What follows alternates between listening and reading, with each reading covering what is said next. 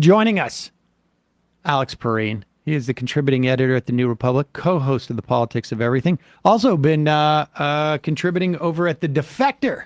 And we'll talk about a piece you just wrote there, Alex. Welcome back to the program.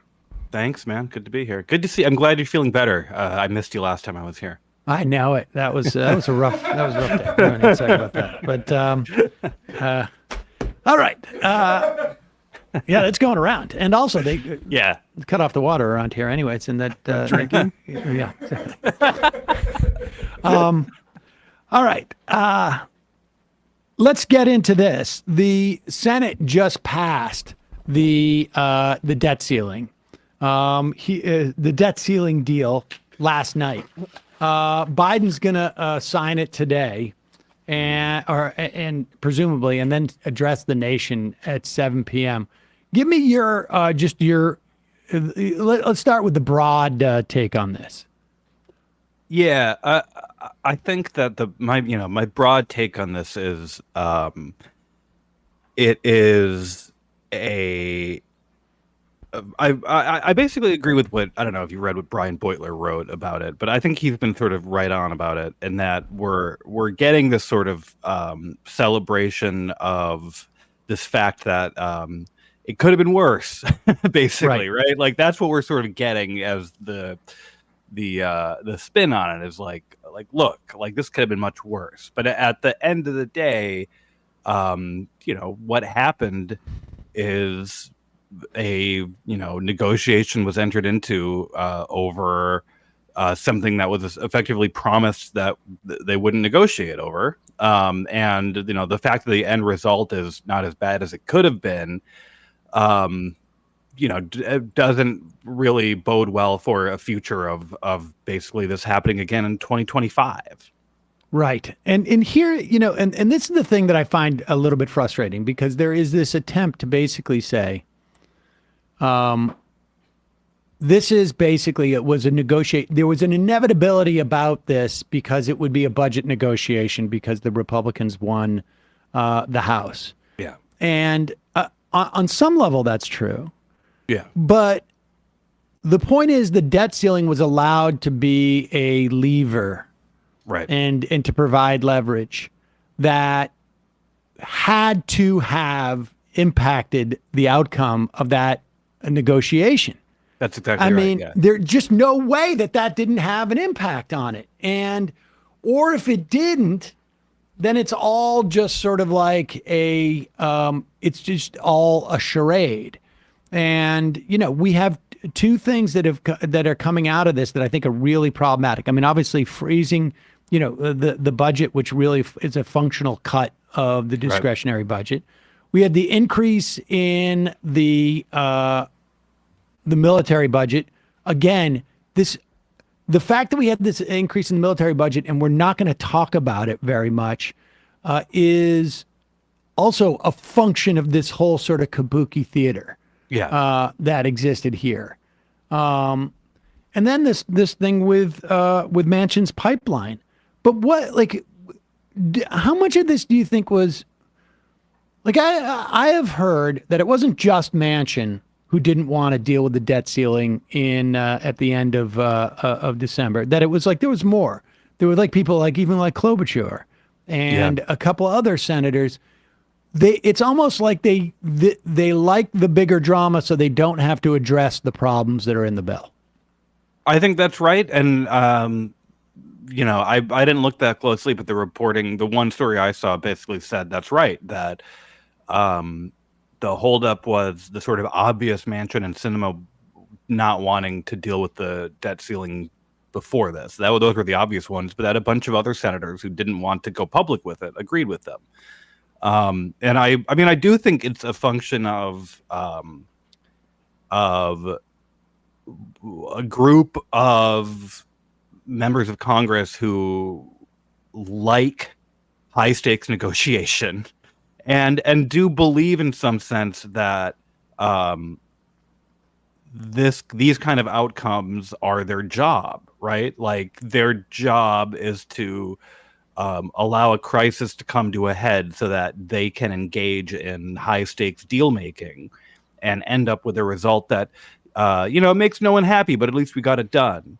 And they celebrate those things as a victory. And if that's your mindset, right, it's exactly like you say. The fact that the budget negotiation came with much higher stakes and much greater Republican leverage than it would have otherwise is perfectly fine for those people. And so, yeah, I mean, I don't know that I'm not surprised to hear that there were a bunch of other senators who didn't want to be public about it, but who basically agree.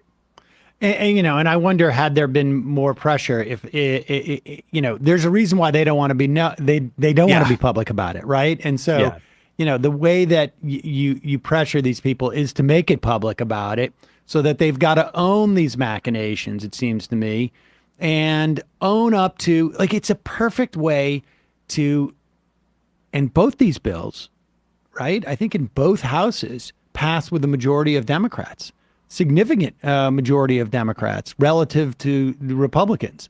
Yeah. And they're doing it to save the economy. Right. That's right. As opposed to doing it, they get to save the economy.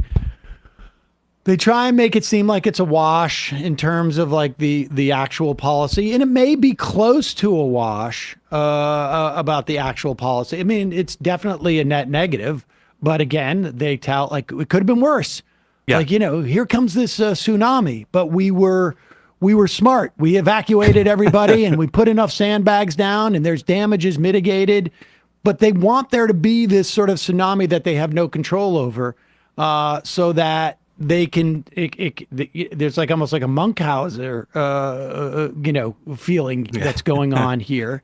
But then part of it is also Joe Manchin got what he wanted from that when he screwed over the Democrats. I mean, let's go back. Do you remember the timeline? Do you want to bring it out? Go over it. Yeah. Okay. The timeline was there were two bills in the Build Back Better, where there was one bill, let's say, it was called Build Back Better. Mm-hmm. And there was a decision to separate those into the infrastructure bill and then the Build Back Better bill, which I guess ultimately became the IRA. Right. And people and it was for the most part progressives, right. but I actually think it wasn't just limited to that.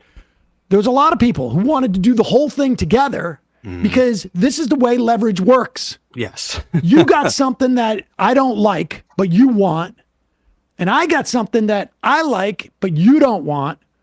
We're going to put them in one basket and we're going to pass the basket. Mm-hmm. And instead, these bills were separated, and there was a promise by the administration, by the Democrats, a vow, we're not going to vote on these separately. We're going to only, and Pelosi sort of backtracked on that, or maybe there was some ambiguity, whatever it was. And they pass the infrastructure bill, and it's a bipartisan bill. And then the rest of the Build Back Better dies. Yep. And it comes back in the Inflation Reduction Act, which is a good bill. Yeah. More or less. And it was, but the deal was with Manchin, I'll allow this to go forward if you give me my permit. There were two things he wanted. He wanted this MVP, this big pipeline in Virginia. My guess is his cousin owns 50% of it or whatever it is. Right. And he wanted a relaxation of permitting rules so that they could happen quicker. Mm-hmm. The maximum time has now been at 2 years, but most of them are going to be done with a year. But again, the entity now that is supposedly does these permitting, they have less money. Right. And Manchin got that in this, even though he was denied it by the Democrats who feel like he lied on splitting the bills. Mm-hmm. And he got it in this. And the problem with that is the rest of the reform that progressives wanted for things like tying the grid into solar or wind stations, That was supposed to be set up to be, we get that and you get your MVP. Right. But now he's already gotten the things he wants. So if to get that in the future, it's going to cost more in terms of fossil fuel advances. And this may be one of the more problematic things. Well, certainly it's the most problematic in terms of like long range policy, in terms of like material impact on individuals. We're going to see it. It's not as direct. We're going to see it in terms of climate change and probably, the people who are more likely to get the refinery near their neighborhood or the electrical station near their neighborhood. But it was all, there was no reason for it is the issue. Right. Right. Yeah. I mean, this is going to be one of those things where it's just going to sound like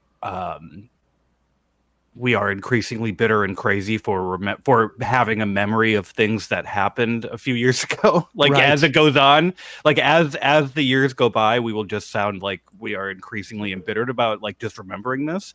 But yeah, I mean, the critics of splitting up the original entire sort of domestic policy agenda, the critics of splitting it up were correct. The defenses of it were dishonest or proved incorrect. And basically, like, most of the worst case scenarios predicted, again, by progressives have come to pass. And it has just been this continual handing over of leverage. Like, this has been sort of a pattern of negotiation dating back to the first year of the administration, basically, is like negotiating leverage to the other side, promising that things are going to work out anyway, and then like sort of selling these extremely compromised versions of what the original plan was, sort of over and over again. But yeah, I mean, Manchin obviously, I don't know how highly I think of his intelligence, but he's played this masterfully and has gotten basically everything he's wanted. Yeah. And here's the thing is, like, I was listening to, I listened to the lesser AP news on the radio all the time in the mornings. And as I was hearing them talk about, like, a bipartisan deal and it got it done, it makes it feel like Congress is really doing something. That's right. And it does sound like that if you're not aware that they also created the problem. That's exactly right. And they actually, like, I do think that they live for that, to the point that they encourage, it's like they believe in the Hollywood version of like the world coming together when an asteroid is headed for the Earth. And then to do that, they launch asteroids at the Earth. Like, they are the ones who decide the course of the asteroid, so that they can then come together and then and like pass the Asteroid Reduction Act. Exactly. But the thing is that I as I hear it, I can understand its allure to, let's say, the Biden administration, because they think this is what the American people want. Well, right. And it's going to have some value. Like, it's not hard for me to imagine that they're sitting there going, and it makes some sense, I have to admit, at least, on its face. Do you want the chaos agent, or do you want the guy who can bring the Republicans and the Democrats together to save the planet? Right. From the asteroid, he did the Asteroid Movement Act, and it saved the planet. Right. But the thing is, that's frustrating, is that no one would have paid attention. You could have diverted the asteroid. Yep. And there would have been one report. Asteroid is going to miss the planet by, 100 miles or, 1,000 miles or whatever it is. And that would have been it. That's the thing, is that, like, they could have avoided all of this. It wouldn't have been like there was argument over the debt ceiling. They could have invoked they could have just paid the bills And Yeah. when they were questioned on it, they just say like, well, Constitution says we got to, Yep. and just ignored it. And they didn't want to do that. And there would have been no price to pay on that. Yeah. And I think that's where I don't know, their entire sort of conception of the politics of this seems to me to be really suspect. And because I do think you're right. I think there's a sort of Washington consensus idea that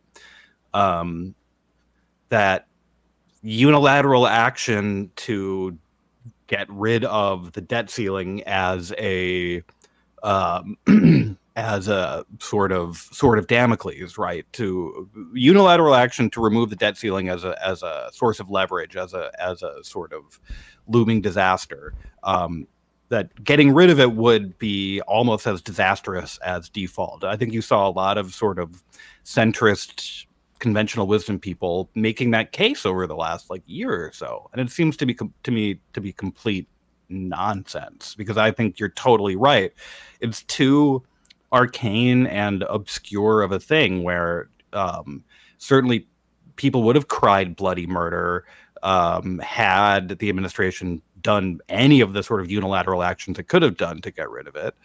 But I can't imagine it I can't imagine that scenario being worse than, essentially allowing the threat of default to force you into a negotiation. Because it's like you said a little while ago, they can pretend it's the same as a budget negotiation, but the leverage that the House majority has in a budget negotiation is much less when there's no threat of default behind it. Obviously, it's much less. Right. And it's all about a government shutdown. And it's much easier to blame the Republicans in a government shutdown situation where it's like Congress won't come forward with a bill, or you feature what's in that bill.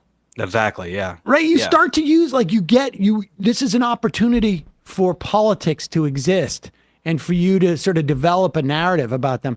And, here somebody IM'd Majority Report wardrobe coordinator. If Democrats voted for this, if more Democrats voted for this than Republicans, and you have 62 other senators voting for it, why the F does Joe Manchin need to get a pipeline? Mm-hmm. I don't have the Senate numbers in front of me. Yeah, I don't either. But the skill associated with this is that Manchin brought in that pipeline late in the game. And it was such a small piece that you don't have the reporting on it. And without the reporting on it, the bill gets, the deal is out there for 72 hours. People are talking about SNAP. They're talking about, the work requirements on SNAP and TANT. They're talking about, some of the key points of the bill. By the time you get to Manchin's pipeline, it is so late in the game that you can't, you got very little reporting on it, and then you have very little activism around it.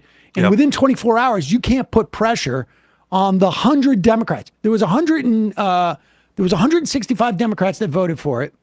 Last night, I guess there was 63 Democrats that voted for or I should say 63 votes for it all told. I don't know what the Democratic Republican breakdown is. Give me that if you can, Bradley. But you would have had to get to 100 Democrats in the House to stop this. Yeah, right. In the House. And that would have been that's you need time to do that. Exactly. On that permitting reform sort of issue in the Senate. I don't know how many Democrats you would have needed to get to, but I don't know how many of them, I guess there was 13 or 12 Democrats that voted for it. Could you have held up, 4 or 5 of those? I guess really you needed 5 to hold them up and say, I'm not voting for this unless Manchin's thing's out of there. Yeah. But that's, And you're asking too. And then that's where the debt ceiling has the leverage. That's exactly right. Because people are saying wait, you're threatening the entire economy because of one pipeline in West Virginia? Because of one stupid pipeline. Yeah, that's right. Yeah. It's not, it's like the debt ceiling has leverage, and also you can never underestimate the desire of senators to just go home, to want to be finished and go home. Without a doubt. Like, oh, you want to hold this up for like more negotiation when we already finished this stupid deal? Like, it's time to vote and go home. I will 100% guarantee you that you can find a public statement by Chuck Schumer or the whip, Dick Durbin saying, I don't think members want to stay here for the weekend. They want to get this done. Like, they want to get back to, exactly. That's it. I mean, end of story. It's summertime. They want to go. Weather's beautiful, on the lake or whatever it is that they're doing. It really is a problem with our politics. I mean, I just, I don't know. And I think, like, again, it's a problem with their politics. And again, like the theory behind this being a win for the White House, it strikes me as really similar to the big infrastructure bill too, right? Where it's like the White House is celebrating these headlines about how there was a big bipartisan victory for the president, and like that was the theory behind doing infrastructure first, was like it'll lead to good headlines and like help Joe Biden, and like it didn't. Like we saw, there was, I think, actual shock that how little it did, how little it moved the needle for regular people. Like, oh, this massive bipartisan congressional package, this big spending on infrastructure. And like when it had no sort of macro effect on polls or like the political environment, they were confused. And I think, like, again, we maybe will see some halo effect for this big deal now, but I imagine it'll be a really similar end result, right? And here's the thing is that there is a tendency to, I think, and I certainly share this frustration of like to want to exact a price from our politicians, or the ones that are supposedly at least marginally on our side, ostensibly. Yeah. And it really, the people who need to engage in this type of critique and understanding, it seems to me, have to be normie Democrats. Yes. Like, that's the thing is like, like we're dealing with, like the world that at least I feel like I deal with is like, at the very least, like the progressive Democrats, and then maybe, to the left. Yeah. And it really is normie Democrats that need to sort of like engage in this type of like understanding. And that's where the biggest block is. Like, this is a big fight, it seems to me, with the Jonathan Chait type. I mean, I didn't read anything that he said, but everybody's going to be celebrating these victories and failing to understand it really is a fight within like sort of like various ilks of normie Democrats to sort of say like, you need to get better leaders, because I don't think Joe Biden's agenda was, we're going to slightly tweak the SNAP requirements, and it may throw off my goal is to get a couple 100,000 people off of SNAP. Right. And even though we get the homeless and the veterans, like there's no even like ideological goal here for even the worst of a neoliberal. Like there's nothing here for that other than like, Joe Manchin put some money in his pocket, essentially. Yeah. There's a lack of concern about these other things, but they don't feel like they're paying a price to sort of not care about these things urgently. And this is like a normie Democrat failure. It's the people demand better leaders. Yeah. And I think that's right. And it takes a great deal of integrity to say this, but to be fair to Jonathan Chait, I think his last take that I saw was that basically the exact same point of establishing the precedent of using the debt ceiling for this negotiation was horrible. Regardless of the result, establishing this precedent was horrible. But I think you're right. My apologies to Jonathan Chait. Yeah, exactly. I was just referring to him as an icon, but no, you are as an avatar, as opposed to. I don't read him enough to know where he's at on everything. The people who have it's the people whose default mode is like, don't worry, Joe's got this. Like he knows what he's doing, and that's the attitude, that the quote unquote normie Democrat attitude is like, why do you think you know better? Why do you think you know better than this White House? Why do you think you know better than this leadership? They have this, they know what they're doing. And then, like, I mean, that attitude continues to persist in the face of reporting like, people being surprised that the like punting on the debt ceiling would come back to bite them in the ass. Like, there was reporting on that. Like, people were like, we didn't actually think, like, we thought Republicans would like be so scared of default that they would come to the table and be reasonable. And like, of course not. Like, what world are you living in?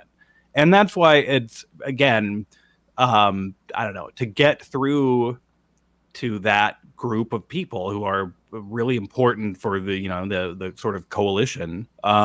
Yeah, you have to, I don't know, like, it has to be made clear that, like, this result didn't have to have happened this way. It just didn't have to have gone this way. And this is like, snatching acceptable compromise out of what could have been disaster is just really not worth celebrating. Yeah, and it is a predicament.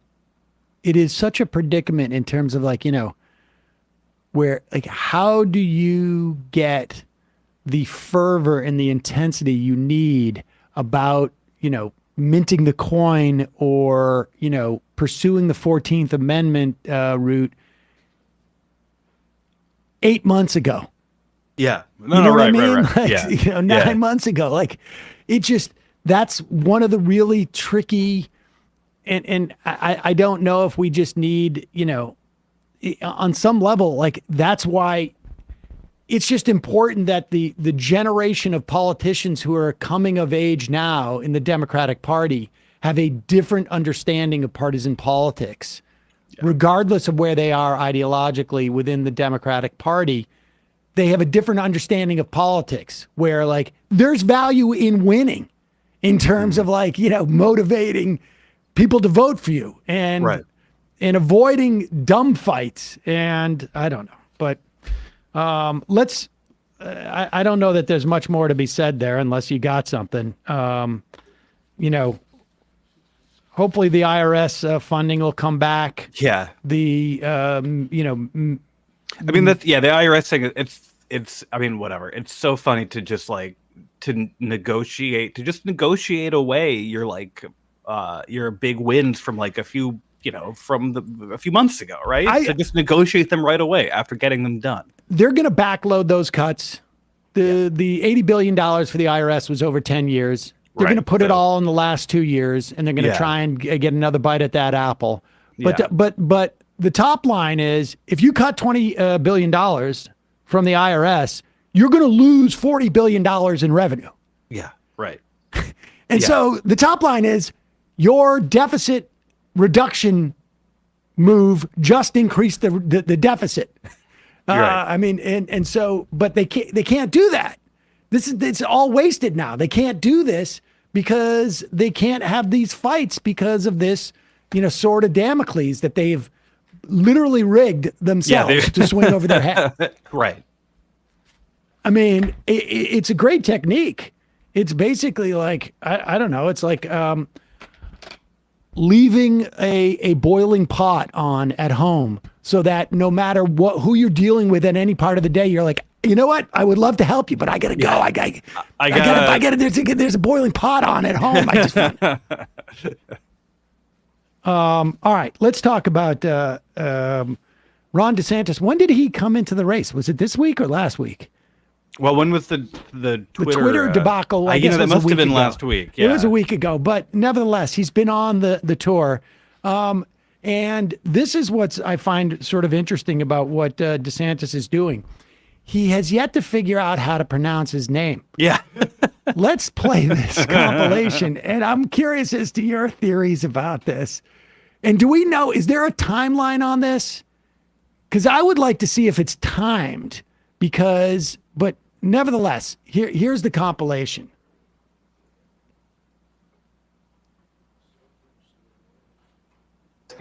I'm Ron DeSantis. I am Ron DeSantis. This is Governor Ron DeSantis. Hello, this is Governor Ron DeSantis wishing everyone a Merry Christmas. Hi, this is Governor Ron DeSantis, and I want to wish you a happy Thanksgiving. Hi, I'm Governor Ron DeSantis, and I want to congratulate all of you at Rumble as you open your U.S. headquarters. So it's unclear, and apparently people have asked him, is it DeSantis or is it DeSantis? Right. And his campaign has not answered. Oh, yeah, here's where he is asked. He was asked this specific question. It's become such a big issue. And he was asked the question, what was this, yesterday? Yeah, here it is. I've got a long last name, European name, Steinhauser. There's been some confusion over your last name and the pronunciation, and I'm just wondering, to correct the record, what is it? Oh, that's ridiculous, these stupid things. Listen, the way to pronounce my last name, Winner. Now, is it Winner or Warner? Is it? Yeah. Is it Winner? Rob Weiner. Ron DeWiner. Ron Weiner. What I is, don't know. what is going on there?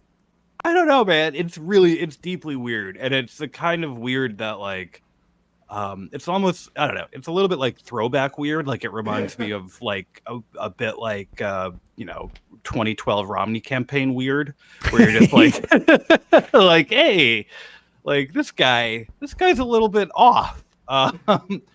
It sort of strikes me as like, he got some sort of advice or coaching about how to like say his own last name that isn't sticking, maybe. Like I really can't explain it. There's a couple of theories floating around.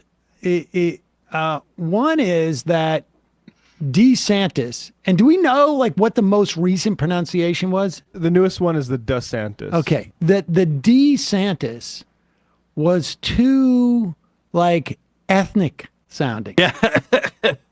Like honestly, like Right. either too Italian or maybe too Latin, Yeah. and that they I mean, and maybe it was like tiny D. Maybe that really like, because you can't say tiny da, you say tiny D. But what it definitely shows, and I also had a theory that like like Rush Limbaugh, if you ever listened to Limbaugh a lot back in the day, he would mispronounce words all the time. And so I started doing that a little bit on the radio because it got people talking about like, why does he say this? Like literally, this is like one of the few things that people are talking about with Ron DeSantis right now. It's like how he's pronouncing his name, and it almost is like it doesn't matter what your, any publicity is good publicity, but it does sort of reek of they're panicking. Yeah, that's right, and it's the kind of thing you don't. It's the kind of thing that you don't like. Well, whatever. That a well-run campaign does not like let become a thing that gets him universally mocked by everyone from all sides. And I say this as as someone whose own ancestors changed our last name to sound less Italian. Certainly, I can relate to not wanting to sound too Italian. But it's like hard to laugh it off if you're like Ron DeSantis, because the attempt to laugh it off just seems like it causes him like physical pain. To try that line just seemed like it was the most uncomfortable thing he's ever done. I pronounce it winner. Yeah, it's this was that, and they were quiet for like they've been asked. The people had checked in with the campaign, and they spent like 10 hours. Like honestly, at least 10 hours, maybe a full day. They had to run a focus group, probably. Yeah, this is what we're going to do. You say, I pronounce it winner. And on some level, like if his opponent was like Jeb Bush, I don't think you'd ever hear anything about it. Right. But the idea that we're not going to hear Donald Trump talk about this for the next 3 months, I think that's right, because Trump has already made fun of him for it. I think, but like that's the thing. It's like you can't. Do we have Trump making fun of him for it? Pretty sure he retweeted that video that we posted. Oh, that was Trump repeating that. Trump at least, yeah. But like if again, it's not just like schoolyard bully rules, but it's like insult comic rules. Like you just can't show. This is the kind of thing he will seize on. Oh my and God. like when he's actually in his element is when in a primary campaign, when he's just screwing around with like self-serious dudes like Ron DeSantis. I mean, this gets him off the like the de-sanctimonious hook, because that was always like that always struck me as you need to do a little bit too much work. Right. Yeah. Right. And it reversed the formula that Trump has, which is it brought to the fore a dynamic or a character trait, and then sort of, tried to capture it. This does the opposite, because Trump is going to get up there. He's going to go, DeSantis. Yeah. He said it was winner, but is he sure it's not wiener? Like we don't know. We don't know. Even Ron DeWiener doesn't know who he is. And then the funny part's up front, and then the subtext is like he can't figure out what he's supposed to be doing. He can't. Never mind. He can't figure out how to get his polls up. He doesn't even know his last name. Yeah. Yeah. Is he lost? It's just there's so much there to attack this guy on. It's going to be fascinating to see how Trump goes at him. But the other interesting thing is, he got absolutely no bump from his launch. I guess that's not terribly surprising. Yeah. But what do you make with there's a lot of people entering into the race, which I guess we all knew, but they're all entering in on the non sort of like Trump side, right? Like Asa Hutchinson, Chris Christie is gonna jump in. Sununu maybe is talking about it a little bit, although like New Hampshire seems to be a couple of people switched over to DeSantis, as if that makes a difference. It seems to me, but like they're trying to make a story about it. Somebody said they switched over to DeSantis because of Kylie McEnany. It seems like there's a real sense that any movement we're seeing in the Republican Party is a function of what's going on with the Jack Smith investigation and in Georgia. Yeah. Right. I mean, the Jack Smith stuff seems like they're going to be able to charge him on something, even if it's just obstruction. Right. I don't know that the treason thing is actually gonna work, but that's going to enhance the obstruction charge. And in Georgia, it sounds like they're just expanding the menu for what they're going to charge him on. Right. I think that the only reason to get in to the Republican race right now, if you're a potential candidate, there are two reasons to get in. One of them is just to like enhance your brand and make some money, like as usual. But then the other reason is like you think Trump will be like dead or on trial. And because I don't, if you are Chris Christie, I can't imagine you actually think that there's a electoral path to victory that involves defeating Trump in primaries across the country. So it's a bet. It's like a bet on him being unavailable for some reason. And and someone having to be there if that happens. It feels like Christie must be just like, can he really not get a job on radio? Yeah. The thing about Christie is like, I noticed this a few years ago is like, for all of his like tough guy bluster, he's got a really whiny voice. Like actually not a good radio voice. He's got sort of a reedy, whiny voice. And I think that's why he has to like actually run for office instead of just becoming a full-time like pundit dude. And I don't think, based upon my experience with TV, like I don't know that there's producers out there who are like, we're going to put Chris Christie on. Like people don't want to, He's just not like, people like to put eye candy on television. Right. And Chris Christie is not that. No. And so I guess he just doesn't know what else to do. I think he's running for president because he's like, just doesn't have a better gig lined up. It's going to be interesting to see what happens. I mean, not to mention also the same with Joe Biden. Like, he seems okay. He bounced back from that fall. I got to say, if my 82, how old is he now? He's 80, but if my 83-year-old father took a spill like that, I'd be concerned. And Biden seemed to just pop back up. So that's, I guess, somewhat encouraging.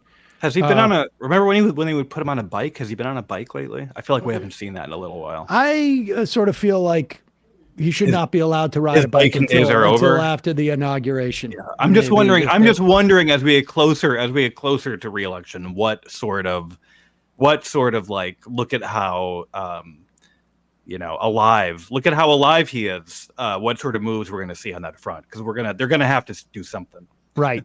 Jump roping or something like that. Alex Pareene, always a pleasure. Yes, of course. Thanks for joining us, man. All right. Folks can check you out either at The Defector or co-hosting the Politics of Everything podcast. That's right. All right. We'll talk to you soon. Thanks, man.